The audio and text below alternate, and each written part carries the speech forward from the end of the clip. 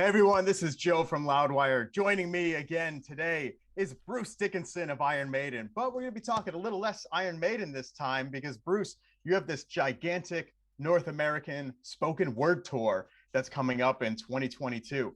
Now, the first recollection I have of you kind of engaging in this spoken word environment goes back to 2012. I remember you gave the IBM Smarter Business keynote speech in Yes, Sweden. probably Um, in Swedish. In yeah. Swedish. No, but actually, it wasn't in Swedish, but it might as well have been. Yeah, um, yeah. is this really kind of what seeded your ultimate pursuit of the spoken word format for performance? Well, actually, it went back to when I did the autobiography. The What Does This Button Do? And it started out was the publishing company hired two or three small theatres in the UK, and people. The idea was people would come along, and I would sit there and I would read some passages from the book, and then I'd sign some books and so on and so forth. And I went, well, that's a little bit dull. I mean, they can read the book for themselves, and so I thought, well, maybe I should tell some stories or do a little something that I saw way back when I was an undergraduate student at university. I went to see a one-man show by a guy called Quentin Crisp, who is an early LGBTQ activist, and he was a very funny, very witty guy, and he did a one-man show, and the subject was style. His style in general, but the Q&A at the end of it he did with cue cards from the audience that they wrote basically his Q&A at the end, but it was done in the form of almost like an improv script. So I thought that's really clever because basically the audience is writing the show for you, the second half. So I started to try and develop that, and it kind of worked. So I went, well, why don't we actually go and do some more of these shows with the book? And then it became obvious that doing it with the book was kind of superfluous. Didn't need the book, because the show had taken on its own life. And actually, I was free to riff and do all kinds of things if I didn't have a book to stick to and things like that. So that's how the show has evolved, to the point now where it's kind of comedic slice of life storytelling, along with some uplifting bits, some bits of information. There's some, yeah, sometimes there's a few techniques that you use, probably unwittingly, that are like stand-up type techniques, but it's not stand-up comedy show. But it's designed to be uplifting, and it's funny and informative, but hopefully you leave people going out going, oh, that was definitely not a waste of 3 hours of my life. That just made me feel good. It's funny that you mentioned having the book almost felt mundane because with something like a spoken word format, it's almost so open-ended that you don't know where to start. And then you've actually kind of discarded the book, and now you've got a philosophy podcast. Can we expect you to bring any philosophical topics into the arena here, or the Well, theater, the club on the no, tour? if that was going to happen, that would happen. That would happen in part two. So I take the cue cards from the audience, and there might be 500 or 600 of them, and I basically have 20 minutes to put them together into a kind of a format. Sometimes I can get quite a lot done before the show because as they're coming in, if they can get the cue cards to me, I can start sifting and sorting and making sense. I mean, I don't, if there's 600 cue cards, I can't do all 600, obviously, but nevertheless, you get a general flavour for things. And yes, if there's any opportunities for a few discourses on topics is down to the audience. As far as where the show starts, I just start with birth because it's the first bit that I remember, and before that, I really don't remember, unless you want to go back to the Big Bang. Well, which is, of course, where it all started in every sense. And of course, we go all the way through, concentrating mainly on the first time that things ever happened to you in your life. first band, first this, first that, because they're the interesting ones. And I mean, I don't go through, and there we were on the 15th tour of Iron Maiden. Those tours are so well documented. You don't need to go through those, but what's interesting is first time you came to America. The first time I was invited to an orgy. In America, never had any idea. Didn't know it was an orgy. I had no clue what a hot tub was. I thought it was something to do with apple bobbing. Where you put apples in a little tub and you went bobbing, and it was a hot tub. And I was like, why would you do apple bobbing in a hot tub? In England, we do it in cold water when you're a kid. But I thought, this is intriguing. I'll go along. And it wasn't that at all. Well, you're a quick learner, so I'm sure you picked up on things rather quickly there. Absolutely, yeah. No, it was quite clear what the what was going on, and it was, of all places, it was like Lansing, Michigan. Never know when those orgies are going to pop up into your life, I guess. Absolutely. So crowd control is one of the many, many, many things you are good at in your life, great at. How is feeding off the energy of a crowd in this format different than a Maiden show? Is there anything that is perhaps not so different that caught you by surprise as far as maintaining an audience's attention at length? The difference with a Maiden show or a musical show is you don't change the song in mid-song because of the audience reaction. Whereas with the stories, if you sense that they're really getting it, or somebody is absolutely about to spontaneously combust, crippled with laughter, then you pause it and you wait for that to sink in and take effect, and you can play with the emotions in the room to stoke the fires, and at that point, sometimes things can start to take on a bit of a life of their own, because then you think, maybe I could just throw in a pretty incendiary story into this whole thing. Do we think the audience is ready for something really dark, like in terms of humor? Because they're not straight when they're cold. They're a bit nervous, because they're like, should I be laughing? Is this funny?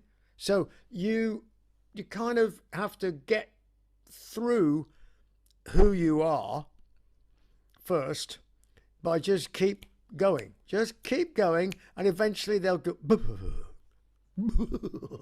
and then somebody will stop, and then people have, I have permission to laugh, this is funny, It's a chain reaction. Wow, okay, yeah, and suddenly the whole thing is rolling. Now the whole thing's rolling, so from that perspective it's very different, because you really are feeling the audience, paying attention to it. You're slowing things down or speeding things up. If you think that the audience is really got it, and you can really speed things up and boom, boom, boom, great, and that might lead you to do something else. But it's you have to keep your wits about you.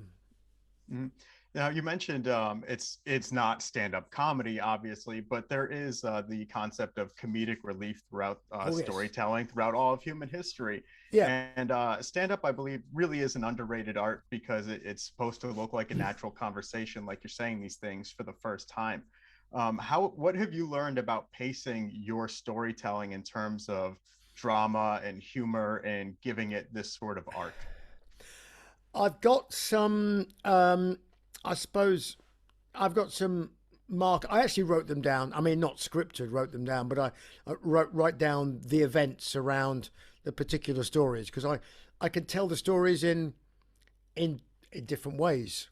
That the events will all happen in the stories, but how over the top I go depends a little bit on the audience. And there's always an element of physical comedy, not all throughout the show, but at certain key moments. And sometimes I forget to tell a story, so the whole thing is going and we're really on a roll, and I get like about half an hour in, I went, darn, I forgot to tell that, park it, just carry on, because we get to about an hour and a half, and I'm like, okay, and now here's the interval. And I actually show the video, by the way, of writing on the wall. But I do because we should have a great screen and a great HD projector. You're going to get the video in full HD, but with the soundtrack version of it, with all the special effects and sounds. Sure. So if you've got a really great sound system, it's going to be like a night at the movies, basically, in between, you know. So I brought that in after we, you know, did the video. So I try and keep it to an hour and a half. My timekeeping when I first started doing these was pretty all over the place. I mean, it could be some nights it was 2 hours, some nights it was 2.25 hours, and I was like, you know, the audience kind of lose the will to live there. You know, their bladders give out. You know, they explode. Some of them die in harness. You know, I mean, they carried out feet first. You know. And spontaneous combustion. I mean, we all know you hosted that TV special about spontaneous combustion. So I'm sure you've seen a couple people in the audience just flare up and poof out of existence. No, absolutely. It's the wicking effect, it's called, yes. Now, your love of airships is quite known. Of course, you wrote about the R101 for Empire of the Clouds on the Book of Souls. What do you think of the new privatized space travel industry that's coming up in terms of aviation?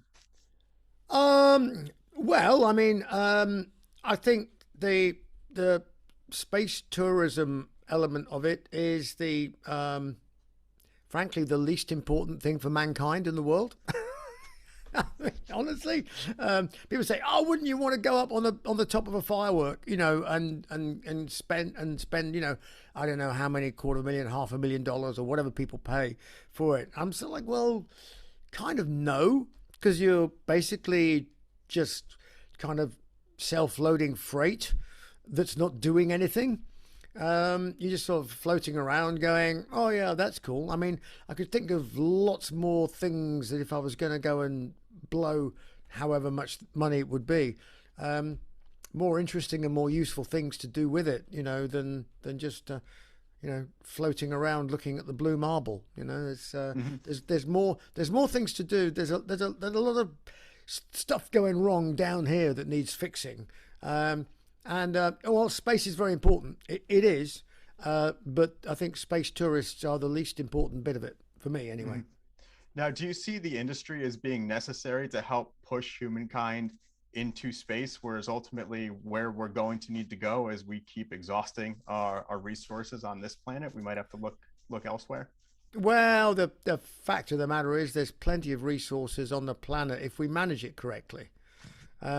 So you know, we don't all have to live in caves, and we don't all have to run around like, 1 million years BC, with spears and things like that, even though I'm sure one or two of the tree huggers would think, well, that would be a really good thing. But actually, no, we don't have to. We can use technology, as we always have done, to make the world a better place, because when technology has been used in the past, it really improved the lives of everybody. We're living longer, medicine's great, blah blah blah, all that kind of stuff. But you can't necessarily always see the downsides. So nobody saw the downside of global warming when they invented the steam engine, but the steam engine enabled all these things. Well, now so now we get it, climate change, blah, blah, blah. But I think that above and beyond climate change, there's lots of really cool things happening, nuclear fusion being one of them.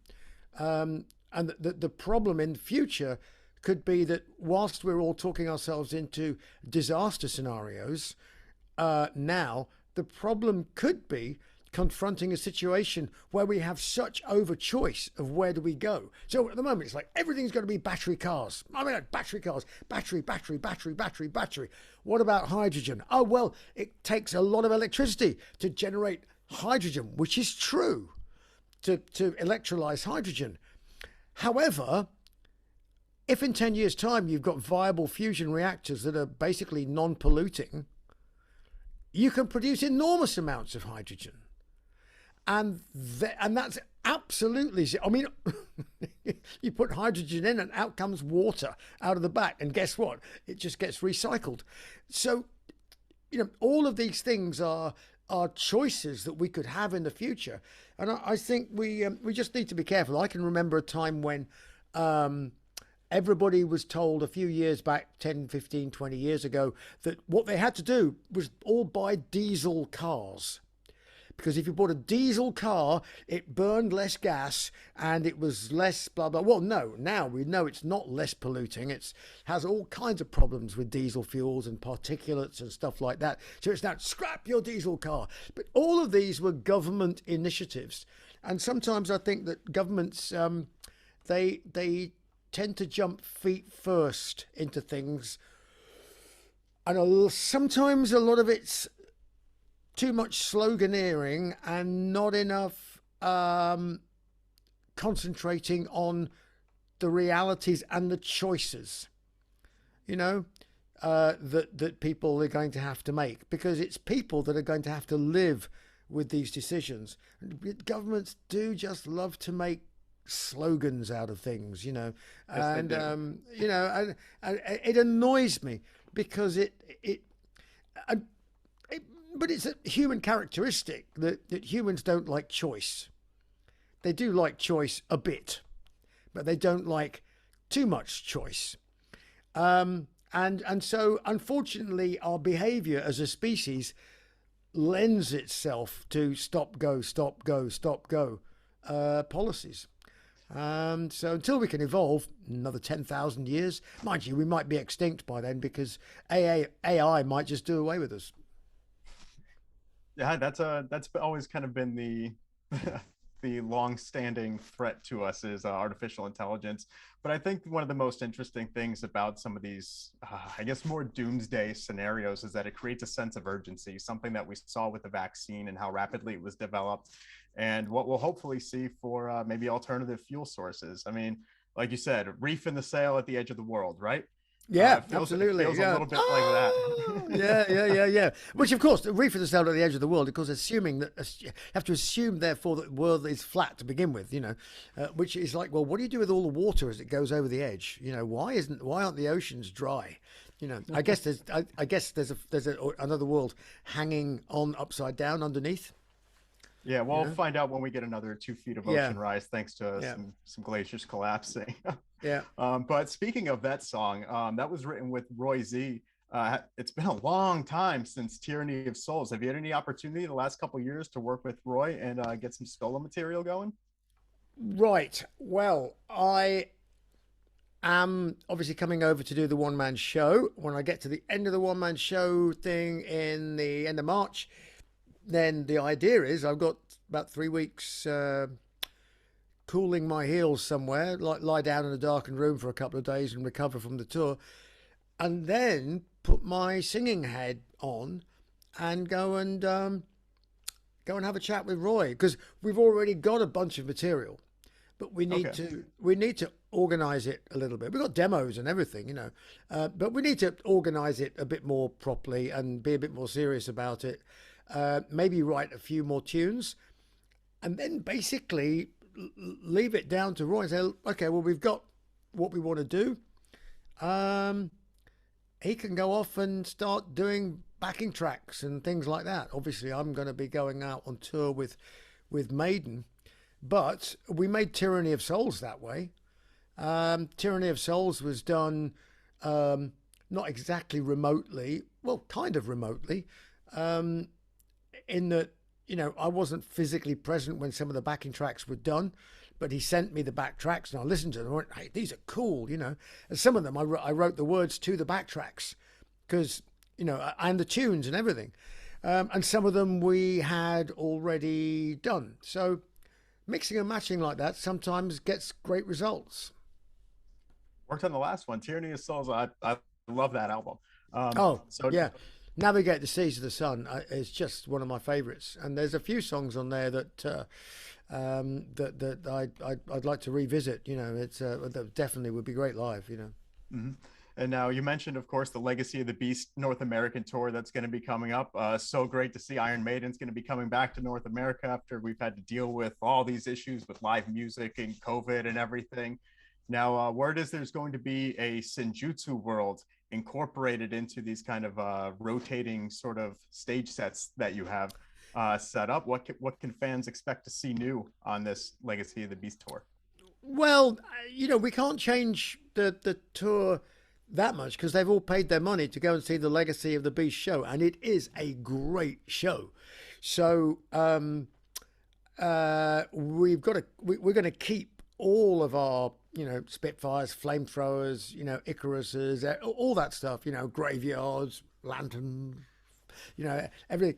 So and loads of Eddies, of course, or at least two now because we've got a Samurai Eddie, of course, to come on.